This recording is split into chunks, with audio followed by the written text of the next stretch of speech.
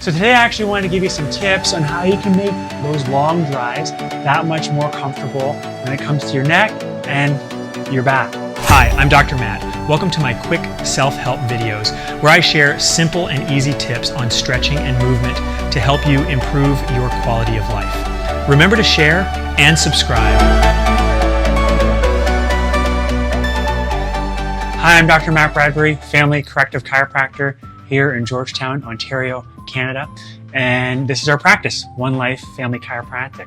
Today I wanted to jump right into some ways that you can look after yourself, especially with summer driving season, probably doing a little more driving, and maybe getting stuck sitting in one spot like this.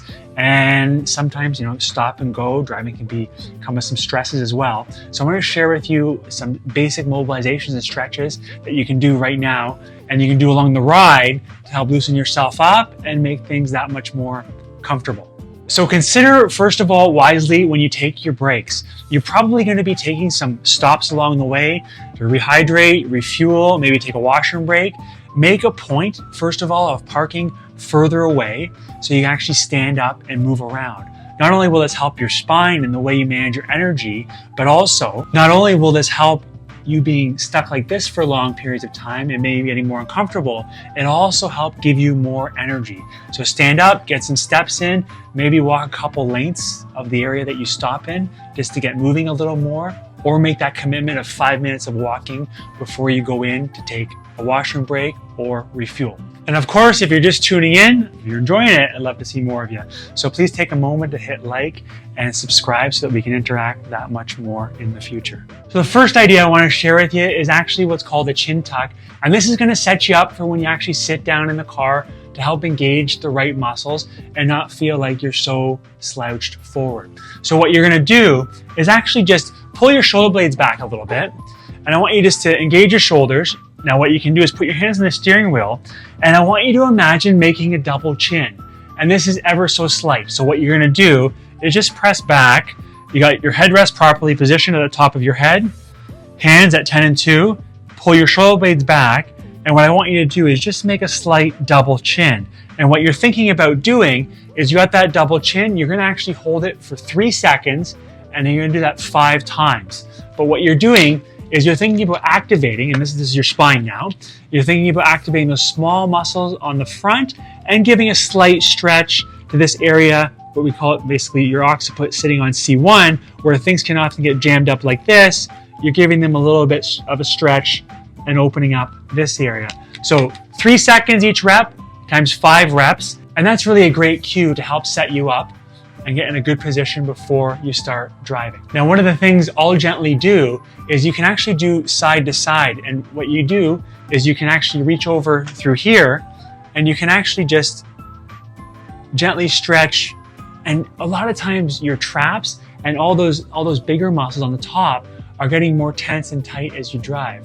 So when it's safe to do so, when you're stopped and parked, I want you to actually stretch. And what you're gonna do is actually just do one of these.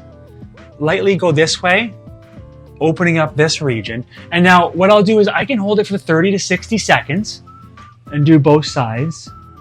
Or you can take it one step further and do what's called a contract and relax cycle. So what I will do is I'll pause for 20 seconds, stretching to the side, holding the side rail of my seat or underneath my seat lightly. And then what I'll do is I'll contract that way. So I'll actively turn the muscles on, the traps, for 5 seconds, and then stretch back for 20 seconds. And now you're gonna do that 3 times. And what you're doing is what's called a contract relax cycle, where you're making the muscle work a little bit and then mobilizing and putting it into tension, working to help relax the tissues. And I would work on both sides to help open you up. Now, once you've gotten out and you're taking your break and you're taking your stops, what I would do is, first of all, before you go for your 5-minute walk, is actually make a point of taking your thumbs like this. And now what you're gonna do is think about that same chin tuck position, but now you're gonna turn your arms this way. So I'm doing thumbs behind me, and I'm gonna pull my shoulder blades down and back, and just pause like this to a count of 5. Because remember, you're doing the opposite of what you're doing in the car like this, getting all loose here, tight through the front, slouching forward. You're gonna do the opposite. Count to 5, And you can do that 5 times when you take your break before you go for your little walk to help get things going. Now that you've stepped out of the car, I actually want you to think about opening up your hip flexors. And you'll see on the spine, you can see your spine here, and this is your femur. If you're sitting like this, slouched forward, these muscles through here, your hip flexors are actually getting shorter and more tight. So I want you to spend some time in the opposite position. And all you're going to do, like this on the edge of your car, just stand like this, and you can actually point your toes back to open up that whole front line. And you can hang out here, squeeze, and you can feel the stretch in your quad. And what I'll do is I'll think about squeezing my glutes too, so you don't just feel it in your quad, but you actually feel it in the crease of your hip, and things start to open up. And if you have access to a picnic table or maybe a chair when you go in to sit down and it's a little easier, I'd actually make a point of trying to bring my foot up on the back, or maybe this is even when you reach your destination.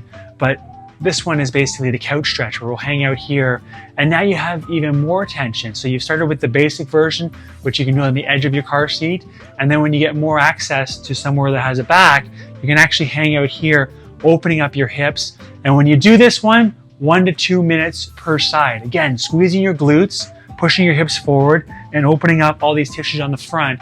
If you've been driving for hours and hours, things are going to be tight and more stiff, which is going to help with the low back as well. Just like the neck ones are going to help with the neck and your overall mobility.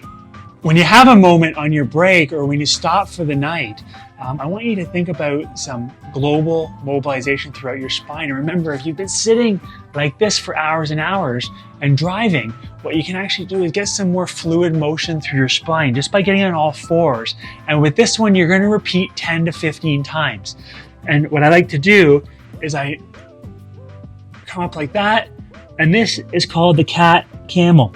And you go right through like that, and then come through. And thinking about sinking your shoulder blades down, letting your chest sink down to the ground as you bring your head up, and then flexing everything forward, which is really great just for getting some global movement and getting yourself to find the end ranges. Because keep in mind, it's often in the ranges we don't have where we may find ourselves compromised and potentially open to more vulnerable to injury. So it's really important that you find those ranges of motion so that when you go to, pick things up, unload your bags, pick up your kids, you have a better range of motion. You have strength to that range of motion. If you've been moving and strength training as well, bonus, which is going to help you become more resilient and keep up with those around you. So 10 to 15 times with the cat camel, and do that a couple times in the morning and in the evening when you're traveling, because you're probably, my guess, you may be off your normal routine, so get some global motion in your spine, which can really help as well. So most importantly, I want you to be able to have fun, have that much more fun on your trip, and be able to look after yourself in small, simple ways. So if you don't want to go through the whole list, pick 1 or 2 things that you know you can commit to for whether it's your multiple days, week, 2-week driving trip, whatever it may be. Pick 1 or 2 things that you can do really well to help loosen you up and mobilize. And I almost can guarantee it that if you do 1 and 2, you're probably going to end up doing 3, 4, and potentially 5 as well to help you move and live at your best. So thanks so much for tuning in today. Hope you had some fun joining me. And of course, in the past, as I've shared with you, let's help someone else out who's maybe going on a trip as well, help them get more comfortable and live more full out as well. And my mission is big and I cannot simply do it alone. So please take a moment, if you could, please click share or grab the URL and send it to somebody who you think could benefit from these great tips for driving and getting that much more out of life with their friends and their family. So thanks for tuning in. Hope you had some fun, and I'll talk to you soon.